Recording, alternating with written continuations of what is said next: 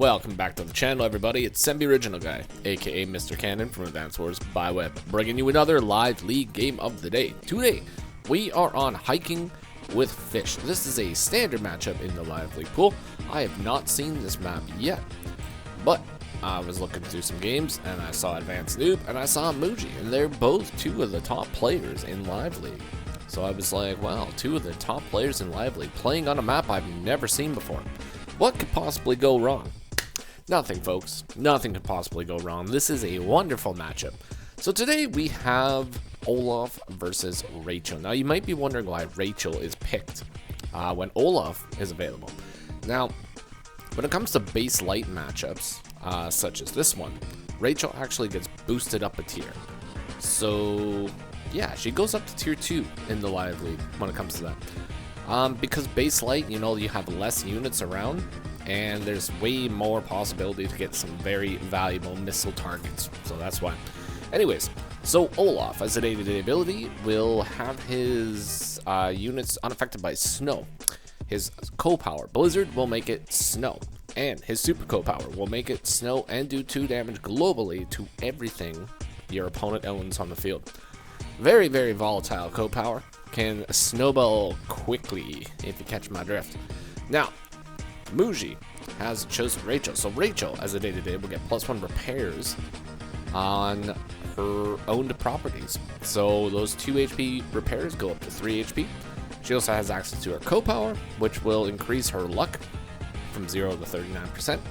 And her super co-power, which will launch 3 Area 3 missiles, targeting various units on the map, doing 3 damage to everything that it hits. So potentially you can get some massive damage out of covering fire, the super co-power. But how is this game gonna go? Because this is a very interesting matchup, because it is, well, for one, it's mixed base, and yeah, mixed base is such a toss-up. You never know how it's gonna go down. And this is an interesting match too, because you have, well, there's a black boat on a property, which is, you know, whatever, it's fine. It could go down to the shoal and block the airport, which is most likely probably the best choice for the black boat. Eventually, you know, give up the city to deny the airport for longer, because once the air units start flowing in here, I can assume the things are going to get pretty dicey pretty quick. But without further ado, let's go ahead and get into it, and let's see what went down on Hiking with Fish. Day 1, 2, and 3, we got our standard infantry builds, folks. #1 priority in Advanced by Web is get them infantry on the field. Alrighty, so day 3 rolls around. mooji has 6k at their disposal. I believe we are probably just going to see more infantry builds. Perfectly fine. AdvanceNoob does have 7,000 big ones at his disposal, so he could base skip for a tank, but that is a crazy idea in mixed space, so you definitely don't want to be doing that. Unit count is highly important when it comes to mixed space, so I would firmly suggest to not base skip if you are able to. Alright, so mooji's got the tank. AdvanceNoob is going to be probably responding with a tank. Yeah, there's the tank. The penguin tank has arrived on the field here. Now, this middle is very interesting because you have these mountains here. So, I mean, vehicle units can't really get over here quickly, but they can go across the shoal and sort of long travel over here and get over here eventually. But, you know, I don't know if that's going to happen. I mean, this base is pretty good for fighting this base down here. It might just turn into a 1 versus 1 on either side. So the build orders are going to be incredibly critical for what units you're going to be pumping out on either side. We do got first blood here from mooji, going up and interrupting one of the penguin soldiers that are camping property. And AdvanceNoob fires back with the winter soldier over here, taking it all the way down to 4. So that is a okay scenario right there. Okay scenario indeed. And we got the double tank over here from AdvanceNoob down south. That is pretty much going to force another tank buy from mooji down south. Yeah, there we go. We got the other tank buy. And steadily capping properties as we go along. Bringing the infantry back to get heals on the owned property over here. And busting out the artillery. Very nice. So putting all the money on the field is a very important thing. You don't really want to have too much in the bank unless you're trying to save up for something. But if you can drop your money on the field and get value, That is very good. And this guy is going to have pretty good value, because he will be able to move up right here and guard this city. And this city could be flipped very easily, so having that extra security up there, I think it's pretty good. Okay. We got a double tank strike on 2 infantry here, so ouch, that is a pretty brutal hit. Not gonna lie, that's a pretty brutal hit. Now, if AdvanceNoob decides to build another tank out of here, this will be even more of a dangerous hit. Because with this infantry right here, well, I mean, let's see what the infantry does first. That's the question. Okay, so we move back. So moving the infantry here would just mean an interrupt with another infantry. Moving the infantry here, you could potentially KO this infantry, which would be pretty good. It would be opening up your tank to a strike from this tank over here. But then in turn, you would get hit by this tank over here, and then that would just start a brutal tank chain of destruction over here. So I'm very curious to see what mooji is going to do in response to this double attack here. Are we going to bring this infantry back? Are we going to bring this infantry back? What's going to be the scenario here? What's going to happen? Bring the infantry back and attack over here to this tank. Now this is a fairly smart move. So by attacking this tank, it actually makes it so this tank cannot actually reinforce this one. I think 1, 2, 3, 4, 5, 6. Yeah, we can't, because we moved this infantry over here. Now maybe if we move the infantry, oh wait, no, you know what? It could still do it, because all this infantry has to do is just sit on the mountain, take the shot, and then this tank can move over here. But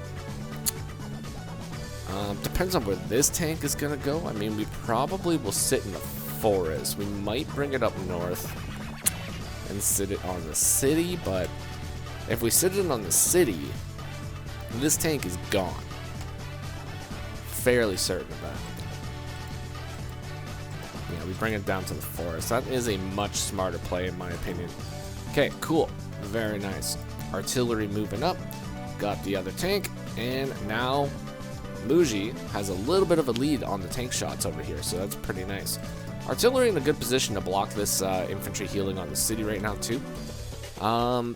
Unfortunately, mooji is in no position in order, or not even in a close position to cap this comm tower over here. It does look like AdvanceNoob is probably going to be able to cap the comm tower. Probably will be going for a city first, but considering that combat has actually started, it might be more beneficial to go for the comm tower first. But I mean, income is very important. But at this point, AdvanceNoob is going to cap these 2 properties, which means that he will have 14k every single turn. So he could go double tank every single turn. But to be more safe, you do kind of want to have 15k if you're going to be going for tank chains, because if you happen to do a repair like this, right, you wouldn't be able to do your double tank chain. But boom, tank, boom, tank. So mooji is going to have to respond with tank over here now, which is going to be pretty unfortunate actually, because the infantry are piling up over here, and AdvanceNoob has 4 tanks down here now. Even though this tank is just recovering right now, it's going to be in a position where it's recovered in like 4 days. Or no, not 4 days, in like 2 days. So it's going to be very effective once again pretty soon. And it's only going to cost like half the value of the tank. And then it'll be back up to 9. So that'll be pretty good. Ooh, cool. So mooji actually rushing the tank all the way over here to guard the city, possibly thinking about interrupting the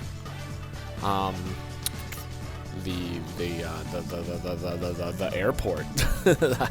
that's what we're trying to do.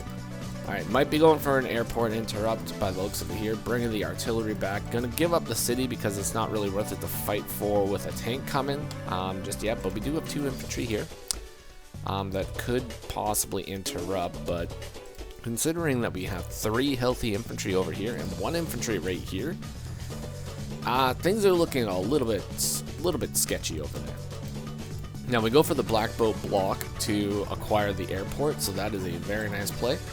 AdvanceNoob is now capturing some good old properties and also capturing the airport and going for the block as well. with the black boat. So very good awareness from both players here. Not too shabby, not too shabby at all. Tank ends up going a little bit south here, so I think we might be planning on reinforcing this side over here, or joining the tanks together, or joining these armies together possibly, but Mooji's in kind of a tight spot right now because his tanks are sort of isolated in the corner, whereas AdvanceNoob is now going to be able to send his tanks wherever they need to go, and that is very strong indeed. So let's see what Mooji decides to do. Gonna go up and attempt to flip the property, brings the tanks back. We now have 4 tanks all close to each other, so that's very nice. Brings the artillery, tosses it behind the mountain. Very defensive move right there. Builds another tank and another tank. So now we got a tank over here, beautiful. So Mooji's weak side is looking a lot better at the moment with the extra tank here, but AdvanceNoob just has so much mobility with these tanks and so many options that he's able to do. So let's see what ends up happening. We get the battlecopter, get a repair with the black boat on the tank so that it is fresh and ready to go. And now AdvanceNoob has 18 properties, which is a very deadly amount of money to have on base light here. Mainly for the fact that you pass the threshold where now you can buy a battlecopter, a tank, and an infantry every single turn, and that's really what you want to do. You could be super classy and build a medium tank and an infantry, but unit count is very important when it comes to base light. I say it again, unit count, very important. If you can get them copters on the field, oh, you're going to be having a good time, especially on a map like this, because like so much of the army is isolated, right? So if you bust out a battlecopter, I mean, AdvanceNoob bust out a anti-air here, so the battlecopter is going to have to go south. AdvanceNoob could bust out a battlecopter here as well, or not a battlecopter, but an anti-air, which would be kind of tricky. But battlecopter would still have a lot of mobility, so it might be able to find a spot where it could attack, like later on. Okay. Another tank, another infantry. Gonna go attempt to acquire this property here, but AdvanceNoob is now in a position where he can acquire the comm tower, and if he gets the second comm tower, that is 120% firepower Olaf, folks, and that is a dangerous bearded man. You do not want to be dealing with 2-tower Olaf. It is just not a good time. We don't want to be dealing with that at all. And AdvanceNoob does bust out with the double arty, or not double arty, double anti-air, so very nice. I think this is probably the best choice at the moment, because like I said, we do want to sort of zone out that battlecopter. If the battlecopter can get like in the middle, then it might be able to do like some cheeky attacks here and there, because the anti-air is only going to be able to go so far. But now Mooji is in a sticky situation where he's going to be unable to capture his comm tower due to the tank presence up here. He might have to, and if he brings the tanks up, the issue here is he will probably get first struck by a lot of tanks. So, and he's forced to go anti-air. He will have to go anti-air down here, which is going to be bad for the tank count for sure. He might have to go anti-air here. It really just depends on where he wants the copter to go. I mean, if he doesn't want the copter to go over here, he's going to have to go anti-air. If he doesn't want the copter to go up here, he has to go anti-air here. Currently, I would say probably the better spot for the copter to go would maybe be up north, because I don't really feel like I would want it fighting over here. But we'll see.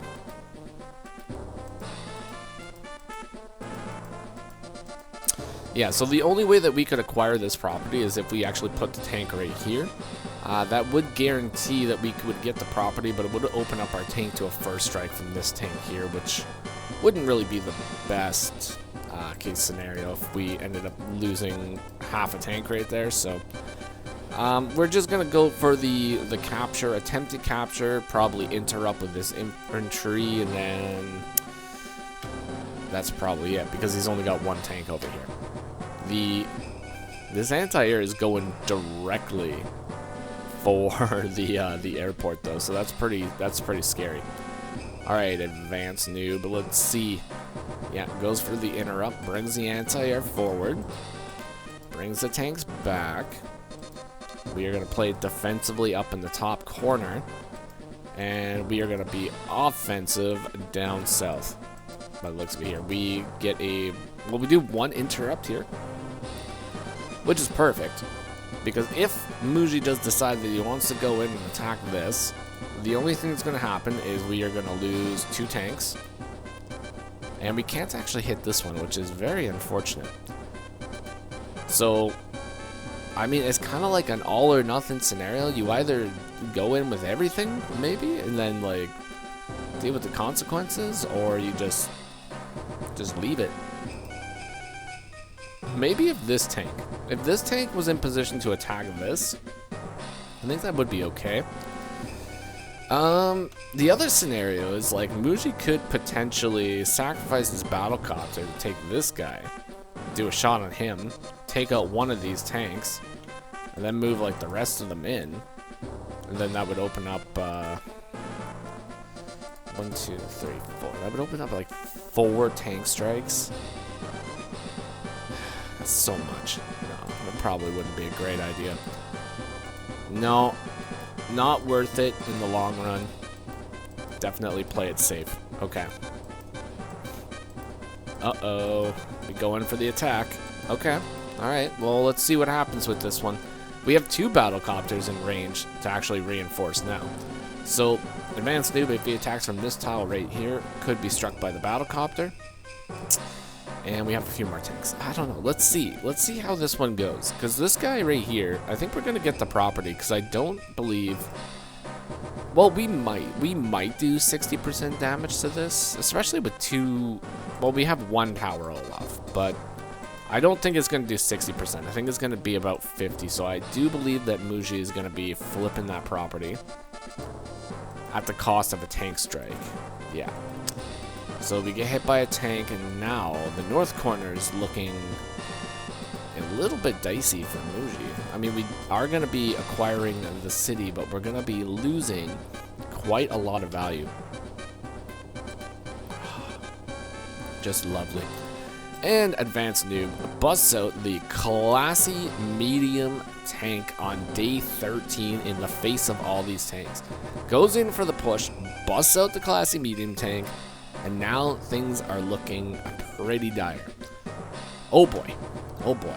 Now there is a possibility here. So I mean, mooji could pop his power and maybe be able to clear like all these units over here. That is a possibility. If we cap that comm tower first. Yeah, there we go. There we go. So we're not going for the comm tower capture. We go for an artillery hit. And we attack several tanks. Okay, so that's not too bad.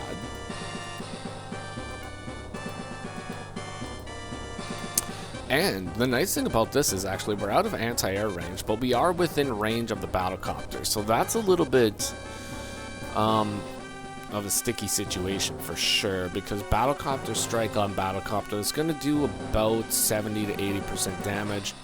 So that's going to be a pretty hefty hit. And that is probably also gonna be enough to charge Winter Fury.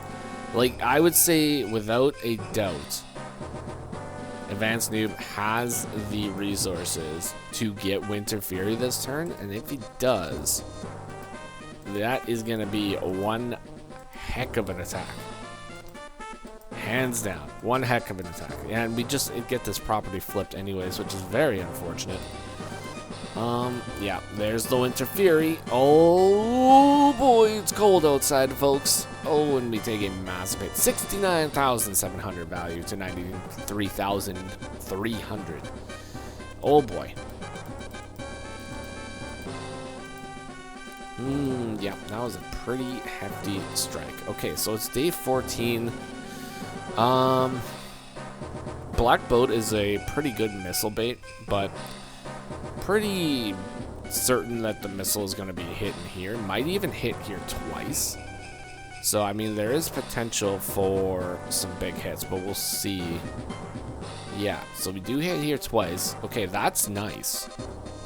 That's actually really good. Oh, you know what? If only we had the movement. only we had the movement, because it might have been possible. Nah, I don't think it would have been possible. We'd have to, like, do a lot of damage. I think, like, yeah, he's got just too many semi-healthy units down there in order to acquire the base. So we will not be able to acquire the base this turn, which is very unfortunate, but we do continue the fight. Medium tank going all the way down to 4 hit points is pretty big, but the issue is AdvanceNoob still has 1 healthy tank. So this 1 healthy tank is going to be able to, well, at least be able to clear the 6 HP tank, because we have like Copter Strike right here, and then we can clear that, and then this guy can go and attack like the anti-air still. Could go back and get a heal, which is also an option, but if we go back and get a heal, we are outside of Copter range though, so maybe we could do that. That is a possibility. We'll see. Oh, the AdvanceNoob just has 23,000 funds and just too much map presence at the moment, though. Manages to clear another infantry.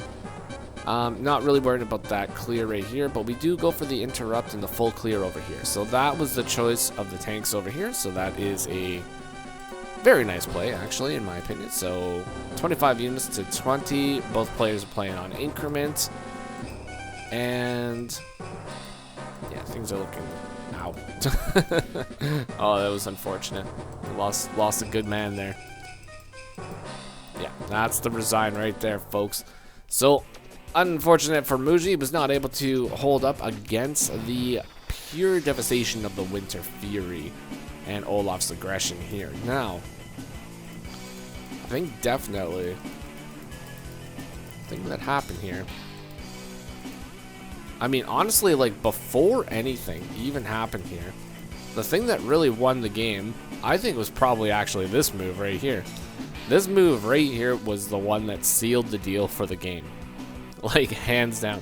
Now, it seems weird that, like, a move like this early would seal the deal, but denying the property keeps Mooji's income super low during the entire match and forces so many buys down here, which are isolated buys. And then AdvanceNoob is just able to push his army to this section and this section, like, willy-nilly, and just, like, trap Mooji in here. And while Mooji is trapped in here, he's not able to buy a whole lot of units over here. And at this point, AdvanceNoob is at 18,000 to 15,000. So AdvanceNoob is just able to build so much more diverse units and just get that map control. And this push over here was a little risky, unfortunately. I mean, yes, we do need to flip the property, but I mean, at the cost of a lot of units, it is pretty rough, unfortunately. But at the end of the day, Winter Fury is busted, and everybody hates fighting against Olaf. That's about it. But I think Mooji played pretty good, all things considered, you know. Got trapped in the corner, but he came out. He tried to clear the army here. You know, he did a really good push. Just unfortunately, it just wasn't quite enough damage, and yeah, that's all. But hopefully you guys enjoyed that game today. I thought it was a pretty good one, all things considered. If you guys did like it, consider leaving a like, a comment, or subscribe. I will see you guys on the next one for more live league action. So in the meantime, take care of yourselves, and bye-bye for now.